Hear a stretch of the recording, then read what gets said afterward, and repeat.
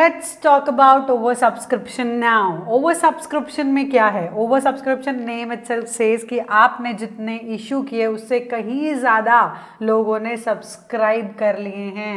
अब आपके पास और क्या ऑप्शन है, क्या करोगे? पहला ऑप्शन, आप एक काम करो, रिटर्न कर दो पैसा। Simple, return. एक्स्ट्रा जो भी आया पूरा पूरा रिटर्न चला गया, वो सीधा बैंक में चला गया। ये आपके पास पहला ऑप्शन है। दूसरा ऑप्शन क्या है? दूसरा ऑप्शन है प्रो राटा। अब ये प्रो राटा क्या है?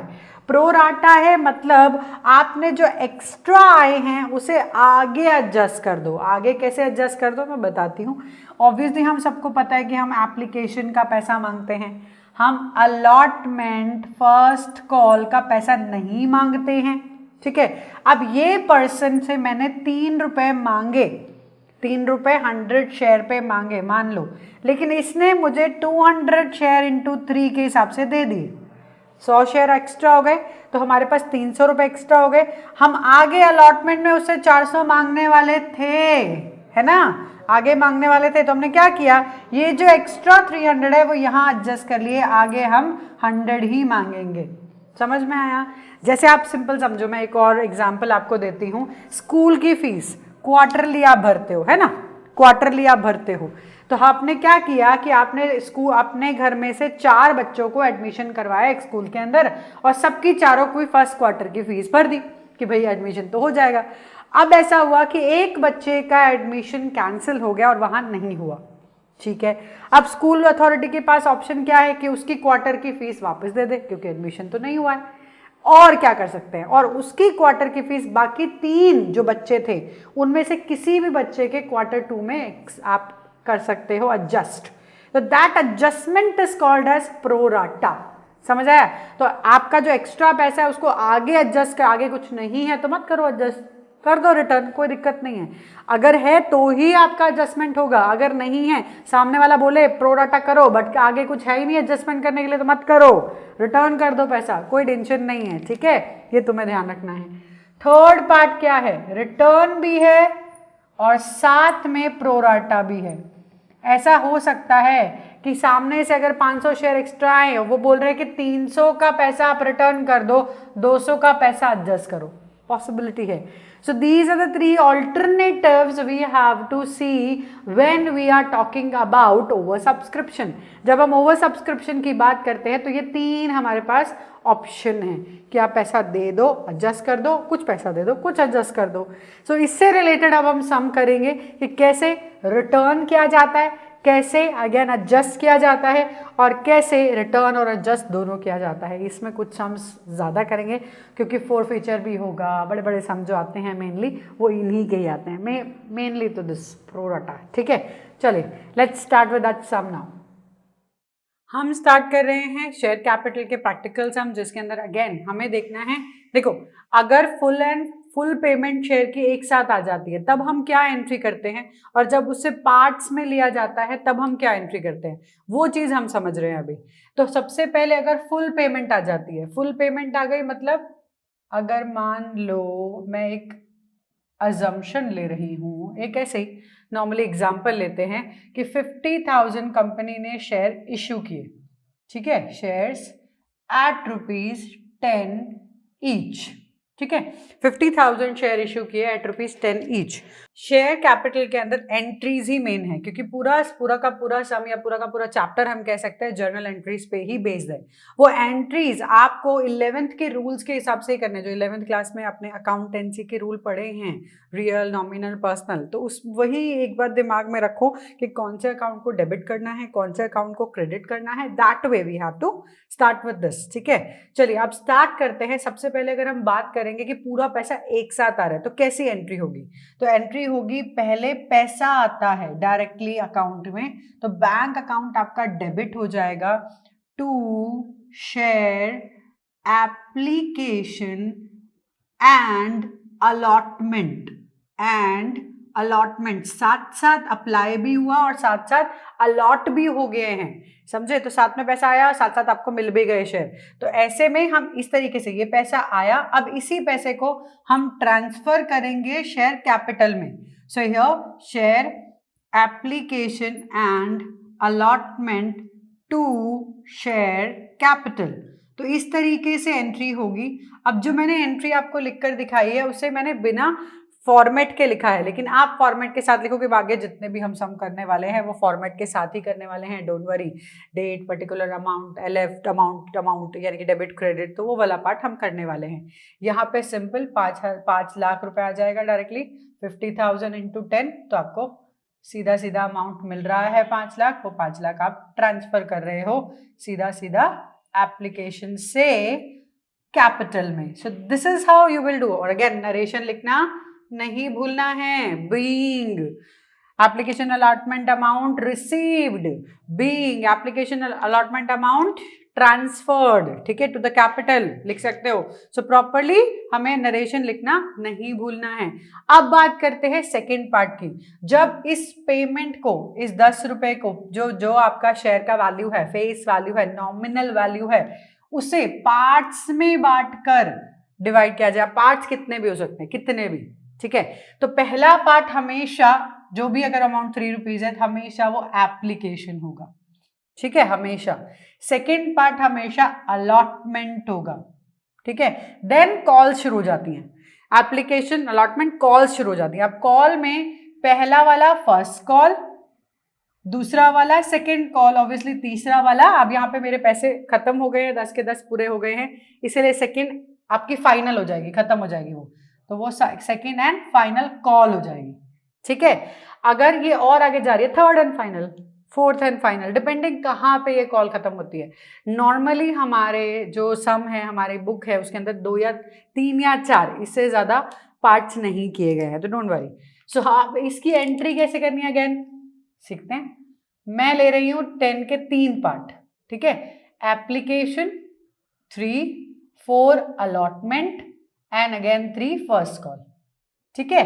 तो फर्स्ट कॉल और सेकेंड कॉल की एंट्री सेम ही रहती है, तो आप कर सकते हो, बस नाम ही तो बदला, फर्स्ट कॉल और सेकेंड कॉल। सबसे पहले आप लोगों को बोलते हो अप्लाई करो, शेयर के लिए अप्लाई करो, तो वो अप्लाई करते हैं। उस अप्लाई एप्लीकेशन में वो सामने से पैसा देते हैं। First they will give you money, यानी कि कंपनी को पैसा देंगे, फिर वो पैसे को हम कैपिटल में ट्रांसफर करेंगे। देन हम अलॉटमेंट मांगेंगे, फिर वो देंगे। देन हम फर्स्ट कॉल मांगेंगे, फिर वो देंगे। तो एंट्री कैसे होगी?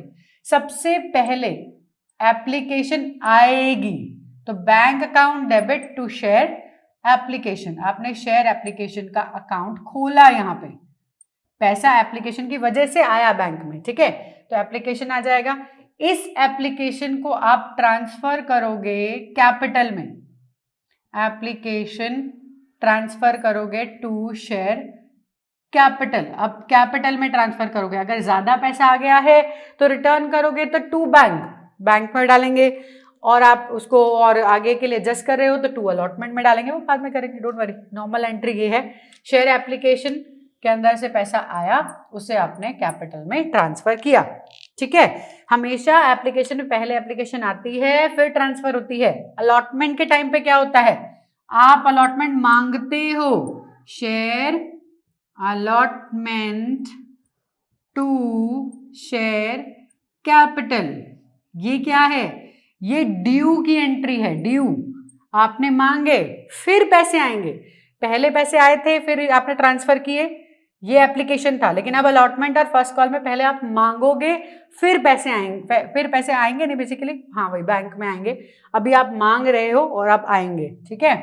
तो यहाँ पे bank account debit to share allotment, तो अलॉटमेंट की वजह से पैसा आया बैंक के अंदर, ये आपका रिसीव्ड वाला एंट्री हुआ, रिसीव्ड। नाउ अगेन ये अलॉटमेंट की बात थी।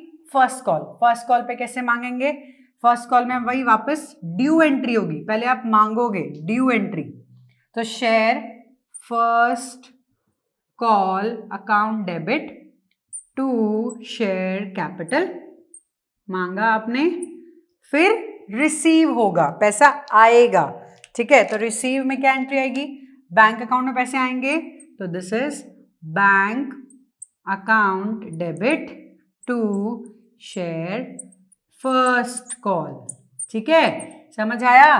ये है आपका रिसीव का वापस। तो मतलब प्रॉपरली अंडरस्टूड, पहले एप्लीकेशन आएगी, फिर वो ट्रांसफर होगी, फिर अलॉटमेंट मांगेंगे, अलॉटमेंट आएगा, फर्स्ट कॉल मांगेंगे, फर्स्ट कॉल आएगा, सेकंड कॉल मांगेंगे, सेकंड कॉल आएगा, जो लास्ट कॉल है उसके साथ फर्स्ट एंड फाइनल कॉल भी आप लिख सकते हो, ये आपके ऊपर है। First and final call, second and final call भी लिख सकते हो, सब में लिखा है तो लिख देना। तो ये बेसिक एंट्रीज हैं, इनको लर्न कर लो। लर्न करने के लिए मैंने बहुत बच्चों को सुना है, ऐसे भी कहते हैं वो बैंक टू एप्ली, एप्ली टू कैप्ली, याद रखना हो तो बैंक टू एप्ली, एप्ली टू कैप्ली, तो ऐसे भी आप याद कर सकते हो, जैसे आपको सही लगे याद कीजिए, बट ये एंट्रीज ऐसे ही रहेंगी। रट्टाफिकेशन नहीं है, समझ के करना है। पहले पैसा आया एप्लीकेशन की वजह से, फिर आपने ट्रांसफर किया, फिर आपने अलॉटमेंट मांगा, कैपिटल में अलॉटमेंट मांगा, फिर अलॉटमेंट आया, फर्स्ट कॉल मांगा, फर्स्ट कॉल आया, तो ये है फिक्स, इसी तरीके से जाएगा। इसके बाद हम देखते हैं कि प्रीमियम अगर जुड़ जाएगा तो प्रीमियम कहाँ लिखेंगे, यानी कि कौन से वाले एंट्री में हम प्रीमियम को लिखेंगे और कैसे वो पैसा आएगा, that all we are going to do in the next sum. कैसे उसकी एंट्री होंगी, लेट्स सी प्रीमियम नाउ। हमने लास्ट में किया था ओवर सब्सक्रिप्शन, जिसके अंदर हमने रिफंड कर दिए थे पैसे। आज जो हम करने वाले हैं ओवर सब्सक्रिप्शन है, बट एडजस्टमेंट करने वाले हैं। We are going to adjust the money in allotment and calls, ठीक है। तो हम प्रोराटा, बेसिकली जो आप कहते हो प्रोराटा, वो करने वाले हैं हम, ठीक है। अब हमें समझना है, ऊपर अगर हम क्वेश्चन देखेंगे, चलो एक क्वेश्चन मैं बता देती हूँ आपको, दैट एक कंपनी है XYZ लिमिटेड 60,000 शेयर्स इशू कर रही है मार्केट में, 60,000 शेयर। इसको छोटे से पार्ट में ऊपर लिख लेते हैं, ठीक है, तो क्वेश्चन भी समझ आ जाता है हमको। 60,000 शेयर्स इशू किए, ओके, 60,000 शेयर्स इशू किए हैं, उसका फेस वैल्यू है 10 रुपीज़, फेस वैल्यू है 10 रुपीज़, जिसमें 2 रुपीज़ प्रीमियम है, जिसमें 2 रुपीज़ प्रीमियम है। सो इसको हम पार्ट में डिवाइड कर रहे हैं, we are dividing into 3 parts only. So here application, first is application जो हमें पता ही है, ₹3, 5 allotment including 2 rupees of premium, this 2 rupees is of premium, then we have 4 rupees of call, 4 rupees of call, ये short में लिखा हमने।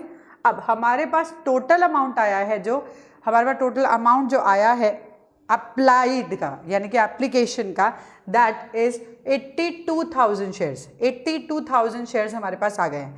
अब इन 82,000 को हम कैसे ये 60,000 शेयर दें, तो उन्होंने हमें कैटेगरीज में डिफाइन किया है, ठीक है। उस कैटेगरी को डिफाइन करने के लिए हम क्या करने वाले हैं, एक टेबल, रफ टेबल बना लेते हैं, जिसके अंदर हम क्या करेंगे, हर चीज को ऑटोमेटिकली अरेंज करेंगे, ऑर्गेनाइज करेंगे।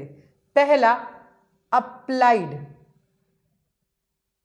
Applied, okay, first part is applied, then second आता है अलॉटेड, ओके, अलॉटेड, हम अलॉट कर रहे हैं शेयर्स को। देन कितना पैसा आया, रिसीव्ड, रिसीव्ड, कितना पैसा हमारे पास आया, ओके। देन इसमें से हमने कितना कैपिटल में ट्रांसफर किया,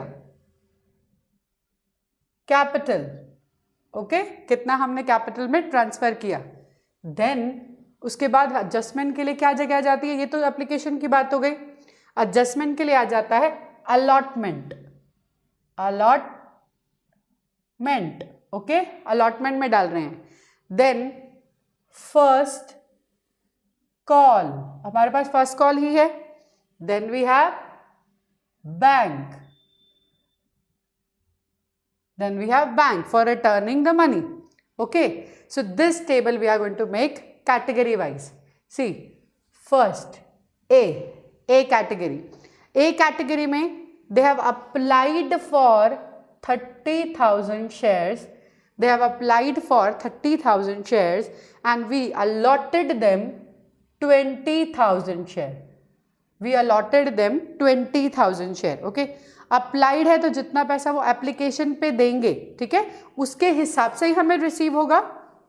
यस, अप्लाइड में into the application money we will going to receive, तो applied into 3, applied into 3 we are going to receive 30,000 into 3 कितना होगा, 90, सो वी रिसीव्ड 90,000, ओके। कितना हमें कैपिटल में डालना है, that is again into 3. Okay, so 20 into 3 60,000. Okay, then कितना बच गया, एडजस्टमेंट कितना करें 30. You can C you received 90 and आप कैपिटल में डाल रहे हो 60, बचा कितना 30, बचा कितना 30. तो ये 30 को हम अलॉटमेंट में डालेंगे, but before giving it to the adjustment, before it is we are transferring it or maybe sending it to the allotment, देख लो allotment में जगह कितनी है. उसके लिए allotment के रुपीस कितने हैं हमारे 5. allotment के रुपीस कितने हैं 5 into allotted, अप्लाइड नहीं, into allotted, कितने शेयर पे हम allotment मांगने वाले हैं. ठीक है, तो 20,000 into 5 मतलब 1 लाख रुपीस हमें चाहिए. ठीक है, तो 1 लाख का मैक्सिमम एडजस्टमेंट हम यहाँ कर सकते हैं. ठीक है, सो यहाँ एडजस्टमेंट करना कितना है 30, तो ऑब्वियसली पूरा यहाँ पे एडजस्टमेंट हो गया. डन. फर्स्ट कॉल में कोई एडजस्टमेंट नहीं गया, बैंक में कोई एडजस्टमेंट नहीं गया. नेक्स्ट सेकेंड बी कैटेगरी की बात करते हैं. बी कैटेगरी के अंदर 50,000 शेयर अप्लाइड हुए हैं. 50,000 शेयर अप्लाइड हुए हैं जिसको हमने दिए हैं, टोटल कितने थे 60 है ना. तो हमने 60 में से 20 यहाँ दे दिए, तो बाकी के 40 हम यहाँ दे रहे हैं. ठीक है, 50 वालों को 40 दे रहे हैं. देन हम ये कितना रिसीव होगा, again same 50,000 into 3 1,50,000 we received. Okay, 1,50,000 we received. Now 40 into 3 1,20,000. 1,20,000 हमें कैपिटल में डालना है, तो एडजस्टमेंट कितने का हुआ 30 का. पहले जगह देख लो है इतनी कि नहीं. 40 into 5 2 लाख तक का एडजस्टमेंट हो सकता है. कितना एडजस्ट करना है 30, तो कर दो 30, तो इजीली वी कैन डू है ना. अब लास्ट कैटेगरी बोला है कंपनी ने, लास्ट कैटेगरी है जिसमें 2,000 शेयर्स आए हैं जिन्हें एक भी शेयर नहीं दिया गया.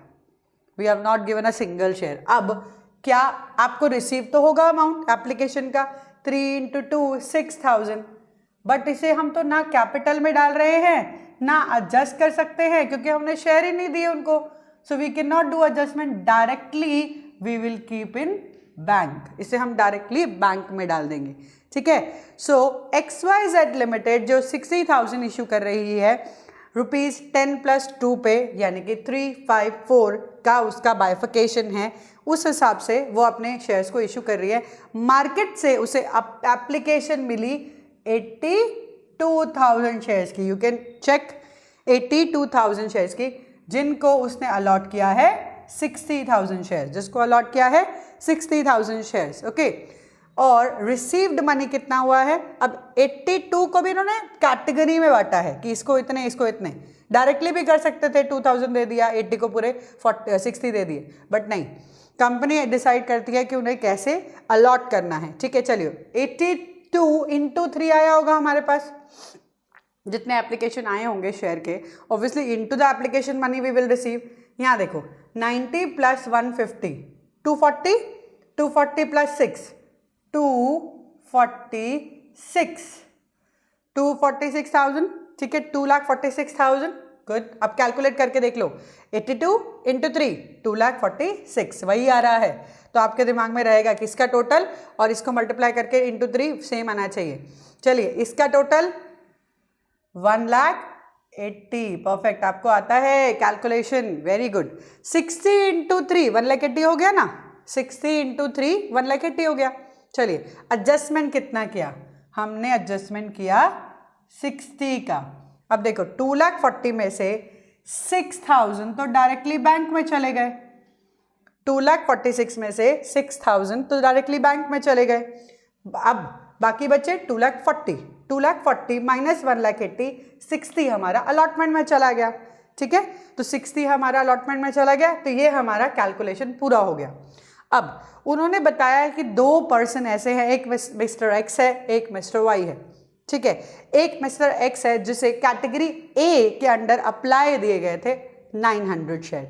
हम मिस्टर एक्स के लिए ऐसे लिखेंगे. ठीक है, मिस्टर एक्स ए के साथ उसको कनेक्ट करेंगे क्योंकि वो ए कैटेगरी से बिलोंग करता है। उसने अप्लाई किए हैं 900 शेयर, इसको आप अभी बंद कर दो, ठीक है, इसको आप अभी बंद कर दो। नेक्स्ट, उसने अप्लाइड किए हैं 900, तो उसके अलॉटेड कितने होंगे? थिंक, उसने अप्लाई किए हैं 900 तो अलॉटेड कितने होंगे? आपने रेशियो एनालिसिस किया है कि रेशियो के बेस पे हम कैसे निकालते हैं? पहला ए कैटेगरी देखो, ए कैटेगरी का रेशियो क्या है? 3:2। ए कैटेगरी का क्या है ratio? 3:2। If 3 is 900 what will be 2? 3 is 900 मतलब इंटू 3 हो गया, तो उसका भी इंटू 3 होगा, दैट इज 600। सही है, 600। अब इस पर्सन ने अलॉटमेंट पे नहीं किया है, एप्लीकेशन तो दी थी पर अलॉटमेंट पे नहीं किए हैं, मतलब फर्स्ट कॉल भी पे नहीं की होगी, ठीक है। हम सिर्फ एडजस्ट सब जो अभी एंट्रीज करने वाले हैं वो सिर्फ और सिर्फ अलॉटमेंट तक करने वाले हैं, क्योंकि इस क्वेश्चन में सिर्फ अलॉटमेंट तक ही एंट्री पूछी है। चलिए 900 into 3, calculate fast. Very good, answer is 2700। Calculation अच्छी है आपकी। 600 into 3, 6 into 2 12 into 3 18। Good, 1800। Now कितना एडजस्टमेंट अमाउंट है? Calculate fast. 2700 माइनस 1800 900, तो 900 हमने अलॉटमेंट में डाल दिए। अब इसके ब्रैकेट में आप वो लिख लो जो आप मांगने वाले हो। मांगते कितने पे हम? ऑब्वियसली अलॉटेड शेयर पे 600 इंटू 5 मांगने वाले थे हम, यानी कि 3000। 600 इंटू 5 मांगा 3000, उस 3000 में से 900 तो आ गए, तो कितने नहीं आए क्योंकि उसने अलॉटमेंट पे नहीं किया, तो यहाँ पे 2100 नहीं आए हैं, ठीक है। ये मिस्टर एक्स की बात हो गई। अब हम बात करते हैं मिस्टर वाई की। मिस्टर वाई किस कैटेगरी से बिलोंग करते हैं? मिस्टर वाई बिलोंग करते हैं बी कैटेगरी से। बी कैटेगरी में भी अगेन हमें रेशियो देखनी है 5:4। यू कैन सी 5:4, तो आप यहाँ लिख लो 5:4।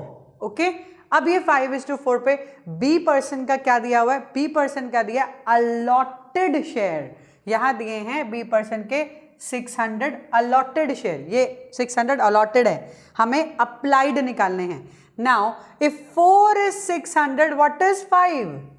If 4 is 600 what is 5? अच्छा, कभी ऐसा आए क्वेश्चन दिमाग के अंदर कि मैं इसको कैलकुलेट कैसे करूं, समझ नहीं आ रहा है, तो एक काम करो, 4 है ना, 4 को डिवाइड कर दो इससे, तो आपको 1 मिल जाता है कि 1 का फ्रैक्शन क्या है? 600 divided by 4 it will be 150। 150 into 5, ठीक है।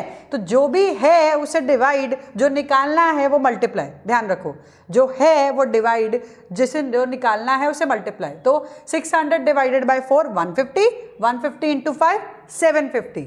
सो automatically we got 750 share here, ठीक है। तो 750 into 3 we got the money, we got 750 into 3। अब कैलकुलेट करो, चलो फास्ट, मैं भी करती हूँ।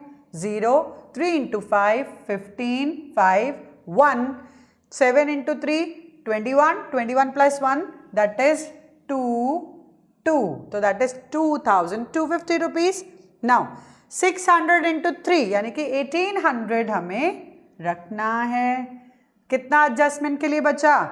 450, तो यहाँ पे 450 हमारा एडजस्टमेंट के लिए बचा, जिसे हमने अलॉटमेंट में डाल दिया। नाउ चाहिए कितना था? 600 into 5 same 3000। We need 600 into 5 3000 चाहिए। उस 3000 में से 450 तो आ चुके हैं। वी रिसीव्ड, कितना बाकी रहा? 2550। 2550 हमारा अमाउंट रह गया है जो उस पर्सन ने भी पे नहीं किया है, ठीक है। तो पहले से ही ये नोट्स बनाकर सॉर्ट हो जाओ, ठीक है। एक बार सॉर्ट हो गए, अब आराम से हम बात करते हैं अपनी एंट्रीज की, ठीक है। अब यहाँ पे हमें एंट्री करनी है एप्लीकेशन एंड अलॉटमेंट की, ठीक है। तो हम पहले बनाएंगे अपना फॉर्मेट। मैं यहाँ पे एक साथ बड़ा वाला फॉर्मेट बना लेने वाली हूँ। मैंने आपको बताया कि यहाँ पे हम लंबा फॉर्मेट बना लेते हैं, मैंने 2 फॉर्मेट बना लिए, ठीक है। 2 फॉर्मेट में इजीली हम पर्टिकुलर एंट्रीज को लिख सकते हैं। तो पहली एंट्री हमारी एप्लीकेशन की होगी। एप्लीकेशन में डेट ऑफ रिसिप्ट, ठीक है, अब मनी रिसीव होगा, मनी रिसीव होगा तो बैंक अकाउंट डेबिट होगा, तो हम यहां लिखेंगे bank account debit. Bank account debit कितने रुपए से? सी रिसीव्ड अमाउंट में कितना है? 2,46,000। सो 2,46,000। ओके, सो हमारे बैंक में कितना रिसीव हुआ? 2,46,000। किस लिए, किस चीज से? एप्लीकेशन से। To share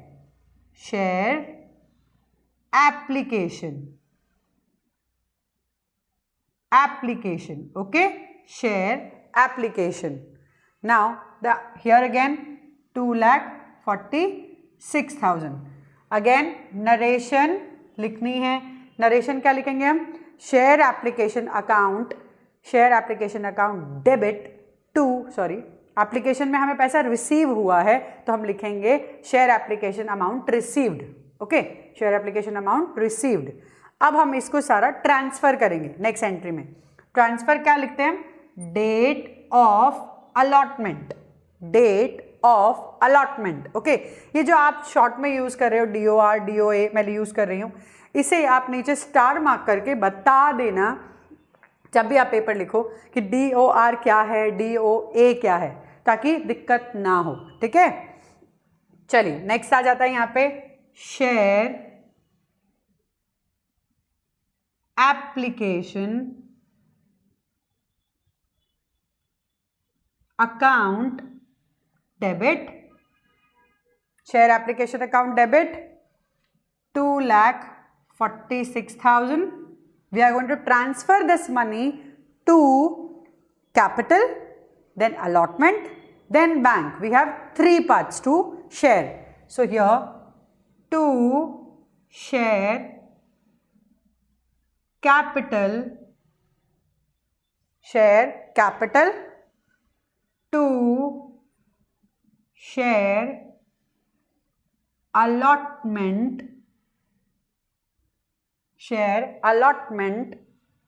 to bank. See, share application account debit to share capital to share allotment to bank. Share capital total amount we are transferring, यहाँ पे पहले share capital में डालेंगे 1,80,000. How much we are keeping in allotment? 60. And how much we are giving to the bank? जो हम return कर रहे हैं, that is 6. So this is how we have done application entry. Again यहाँ पे narration क्या लिखनी है? Being share application money transferred to capital. ठीक है, चलिए अब allotment की करें, इसमें कोई प्रॉब्लम नहीं है ना? अगर है तो एक बार दोबारा से बैक करके देख लो इसको। एप्लीकेशन क्या है, कितना रिसीव हुआ, और फिर एप्लीकेशन के मनी को हमने ट्रांसफर किया। अब बात करते हैं हम अलॉटमेंट की। अलॉटमेंट के टाइम पे हम पहले ड्यू करेंगे। ड्यू मतलब मैं मांग रही हूँ। अब मांग रही हूँ तो मैंने अभी बताया कि अलॉटमेंट में 5 रुपीज़ मांग रहे हैं, जिसके अंदर 2 रुपीज़ प्रीमियम के हैं। 2 रुपीज़ प्रीमियम के, तो प्रीमियम भी दिखाना ज़रूरी है। सो यहाँ पे डेट ऑफ अलॉटमेंट ड्यू। ठीक है, अब इसको हम कैसे लिखेंगे? आप DOAD भी लिख सकते हो नीचे, फिर आप उसको बता दो। ठीक है, नेक्स्ट अब लिखेंगे हम यहाँ पे ड्यू कर रहे हैं share allotment account debit. Share allotment account debit. अब कितने से डेबिट करें, कितना मांग रहे हैं हम? That is total issued share 60,000 into 5। 60,000 into 5, that is 3 lakh. So amount is 3 lakh. To share capital. How much we are asking for capital? So share capital.